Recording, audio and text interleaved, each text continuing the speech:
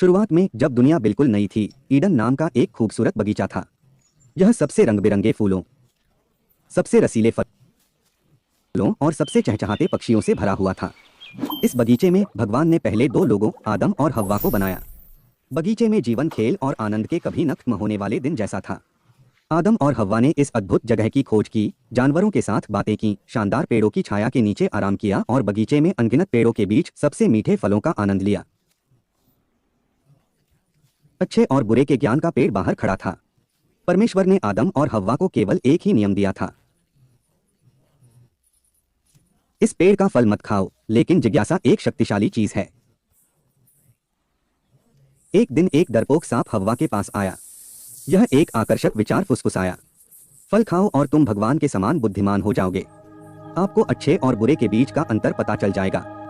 फल बहुत आकर्षक, बहुत स्वादिष्ट लग रहा था और ज्ञान का वादा बहुत लुभावना था। ईव ने हाथ बढ़ाया, फल उठाया और काट लिया। उसने कुछ एडम को दिया, जिसने भी खाया।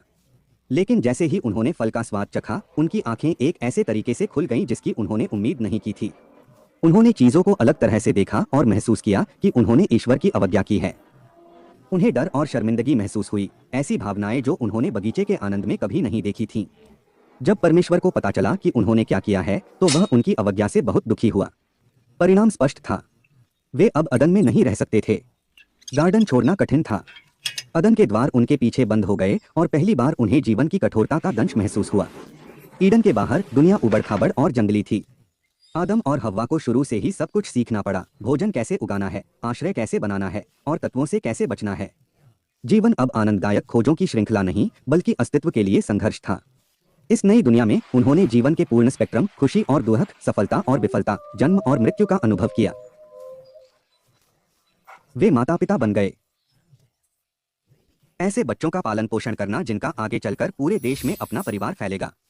अपनी यात्रा के माध्यम से एडम और ईव ने अपनी ताकत और लचीलेपन की खोज की।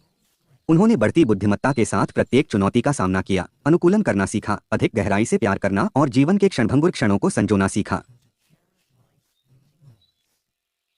उन्होंने अपने बच्चों को ईडन की कहानियां, अच्छे विकल्प चुनने और अपने कार्यों के परिणामों के साथ जीने का महत्व सिखाया। देखने के लिए धन्यवाद। अगले साहसिक कार्य में मिलते हैं।